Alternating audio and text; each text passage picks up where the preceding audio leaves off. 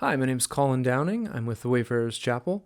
Wanted to introduce this video, just what we are hoping to do with these online primer videos, which are introductions to kind of various spiritual practices. In this video, I was hoping to kind of talk a little bit about just the various assumptions we have kind of going into this project. So real briefly, I think we approach the spiritual life a little differently than some people.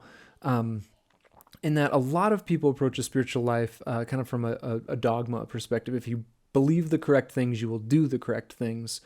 And there's a certain rights and wrong paths, behaviors that are going to lead to kind of spiritual maturity.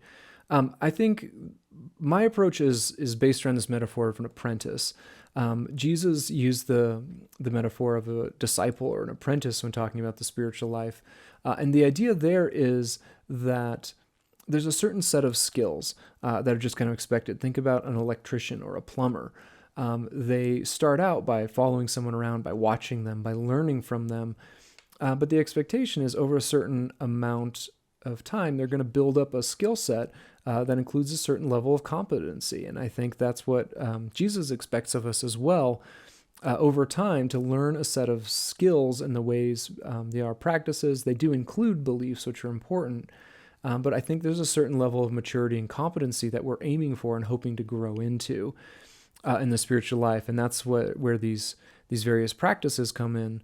Now, I think it's important to say that these practices do not actually kind of change our standing before God. We don't believe that if we do them, we are more spiritual or deep or whole or righteous, whatever word you want to use, than if we're not doing them.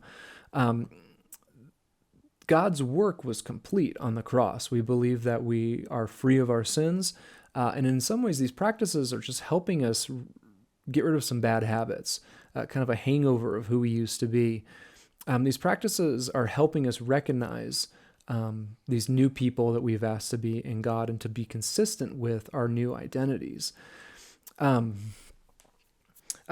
assumptions that I think are important is that we ultimately do not do spiritual work ourselves. We're kind of more making ourselves available and ready for the moment when the spiritual work occurs. It says maturity is ultimately God's work, but I think we can put our foot down on the brake. We can slow that, or we can help it kind of in our own way. I've heard it compared to like a virtuoso musician.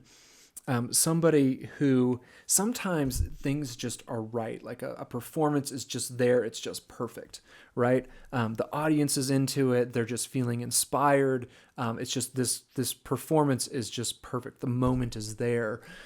But to get to that moment, they had to do a lot of practice. They did their scales, they practiced the piece, they knew they were there, they did the homework of earning people's respect and being able to perform in front of an audience, right? There's a certain series of skill sets, and none of those things, in fact, created that moment, but they created the opportunity for that moment to be there. And I think that's kind of the spiritual life as well. We are practicing skills. We are putting ourselves into a moment when it could be possible that God is going to show up and give us this revelation or this